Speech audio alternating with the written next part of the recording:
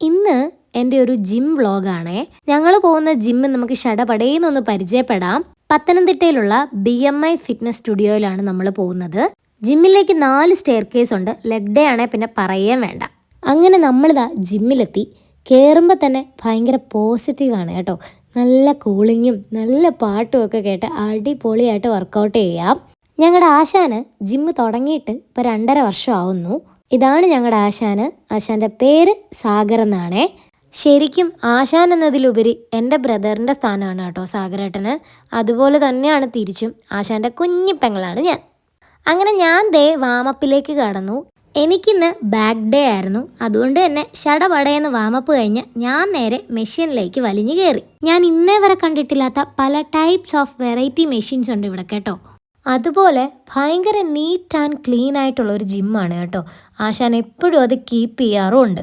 നമ്മുടെ ആശാൻ്റെ പുറകിലൊരു കഥയുണ്ട് കേട്ടോ. എന്താന്ന് വെച്ചാൽ ശരിക്കും ഈ ആശാൻ ഒരു നേഴ്സായിരുന്നു. അപ്പോളോ ഹോസ്പിറ്റലിലെ നേഴ്സായിട്ട് വർക്ക് ചെയ്തുകൊണ്ടിരുന്നതാ. അവിടുന്ന് റിസൈൻ ചെയ്ത് പാഷന് പുറകെയാണ് ഇങ്ങനെയൊരു ജിമ്മ് പടുത്തുയർത്തിയത്. അതുകൊണ്ട് തന്നെ ജിമ്മിൽ വരുന്ന ക്ലയൻസിന് എന്തെങ്കിലും മെഡിക്കൽ ഇഷ്യൂസ് ഉണ്ടെങ്കിൽ അതിനുള്ള പ്രതിവിധിയും നമ്മുടെ ആശാൻ്റെയിലുണ്ട്. അതിൻ്റെ ഇടയ്ക്ക് ഉണ്ണിക്കുന്ന ലെഗ് ഡേ ആയിരുന്നു കേട്ടോ. പാവം. അങ്ങനെ എൻ്റെ ഇന്നത്തെ വർക്കൗട്ട്സ് ഏകദേശം കംപ്ലീറ്റ് ആകാറായി. എല്ലാ വർക്കൗട്ട്സും എനിക്ക് ഇൻക്ലൂഡ് ആക്കാൻ പറ്റിയിട്ടില്ല. അപ്പോൾ ഇത്രയേ ഉള്ളൂ ഗൈസ്, കഴിഞ്ഞു.